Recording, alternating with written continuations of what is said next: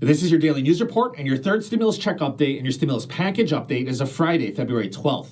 We're going to cover the most updated information about the $1,400 stimulus checks, the monthly payments that the government will send you if you have kids, and when they're going to pass the stimulus package. We'll also cover what can go wrong and delay the stimulus bill. Donald Trump's impeachment trial is moving very fast. The House impeachment managers, they finished making their case against Donald Trump yesterday afternoon. Donald Trump's attorneys, they will be presenting today, and they are expected to be done making their case by end of day today. The White House has secured a deal to receive an additional 200 million doses of the COVID vaccine from Pfizer and Moderna. Coronavirus hospitalizations, they have hit their lowest level in the past 3 months. Derek Chauvin, who is charged with George Floyd's death, offered a plea deal, and then the state attorney general rejected it. Tax season has officially started. The IRS will begin processing tax returns today. This is your Friday news. Happy Friday, and I hope you're having a very nice day. Here's the most current information about the stimulus checks. The income restrictions for the stimulus checks are the same as before, which means that you will receive the full amount of the stimulus check money if your income is $75,000 a year or under. If you're married, you will receive the full amount of the stimulus check money if your combined income is $150,000 a year or under. You will receive $1,400 for each adult dependent, including your kids in college and elderly parents. If you make more than $75,000, then your stimulus check money will be reduced. If you make $100,000 or more, it will be reduced to zero. So it's going to be a similar situation if you're married. If you're married and your combined income is more than $150,000, then your stimulus check money will be reduced. If your combined income is more than $200,000 a year, then it will be reduced to zero. Congress, they set it up like this because the politicians, they were complaining that too many of the stimulus checks were going to people that don't need it. The House Ways and Means Committee, they finalized the enhanced child tax credits. This will send parents monthly payments. You will receive $3,600 for each child that you have under 6 years old and $3,000 for children ages 6 to 17. This will be broken up into monthly payments.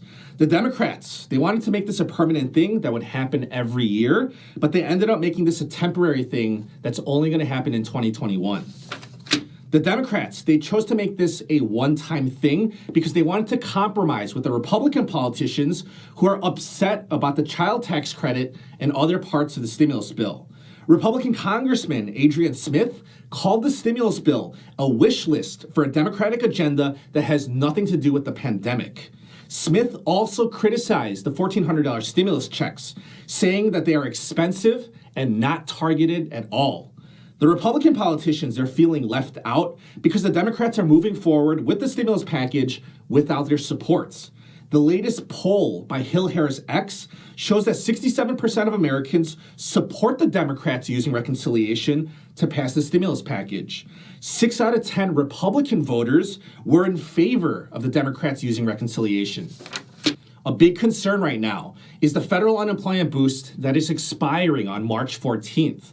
Some people, they're still going to be able to collect until April 11th, depending on when your benefit weeks run out. But after that, 10.6 million Americans will be left without any benefits if Congress does not pass the next stimulus package by March 14th. Speaker of the House Nancy Pelosi addressed this issue at a press conference yesterday. Pelosi told reporters that the House of Representatives will finish the bill by the end of February to make sure that it is signed into law before the unemployment benefits expire. That timeline, it might be difficult because the stimulus bill, it has to comply with strict rules that govern what can be included in the reconciliation bill. So it will be going through a vigorous review process by the Senate parliamentarian.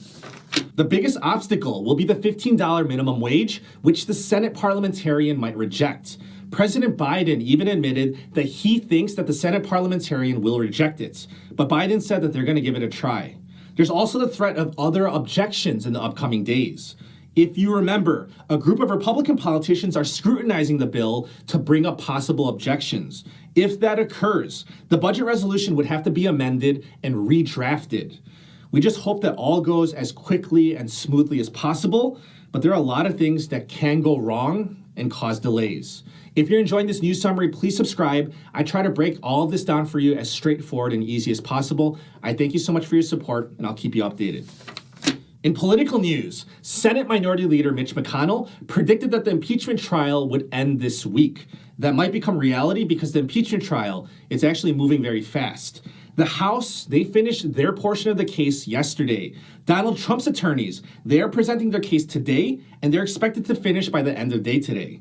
However, in the words of Senator Ted Cruz, the results of the trial have already been preordained, which means that the result of the trial is very predictable.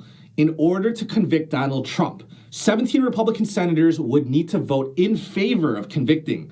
However, only 6 Republican senators believe this trial is constitutional to begin with. But this whole situation with Donald Trump, the riots, and the impeachment trial, it's caused a lot of fighting within the Republican Party. There's currently a group of Republican politicians that are threatening to break off from the Republican Party in order to form their own third party. A group of 120 Republican officials held a conference where they discussed the formation of a new party based on principled conservatism. These politicians, they want a Republican-leaning group with an improved image that includes moderate Democrats. They basically don't want to include politicians that are far too left and far too right. Regarding the COVID-19 news, the White House has secured an additional 200 million doses of the COVID vaccine.